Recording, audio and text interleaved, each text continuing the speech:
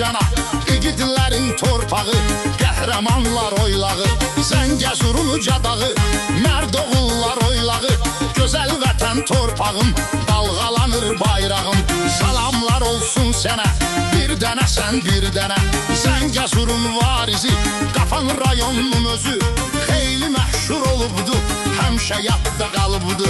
Vardı bir yığı kəndi, görən hamı bəyəndi, mehribandı milləti, füsunkardı təbiəti. Bu məskəndə, bu eldə vardı bir Rafaeldə, Yeraz balasıdır özü, doğrudur hər bir sözü.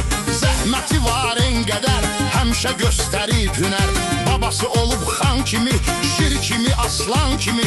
Nəzər edin bu sözlərə, qoy danışım sizlərə, Məmmədov Rafaeldən, igid çıxıbıdır eldən. Çox hörmətli kişi olub, o qiymətli kişi olub, cavan yaşında əfsus etdi bizləri məyus. Heyf getdi rəhmətə, fəxr idi bu millətə, sirdaşımız Rafaelin, qardaşımız Rafaelin, igid atası var idi, hər kəsə aşkar idi. Əbülfəzdir onun adı, çoxuna edib imdadı, ilahi kölgəsində, bir ofçu ailəsində, göz açıbdı dünyaya, bax sözümdə mənaya. Həm o yığı kimi yerdə, həm də Bakıda şəhərdə, tarixi düz səhifəli, elə 200 nömrəli, məktəbdə müəllim idi, sanki bir alim idi.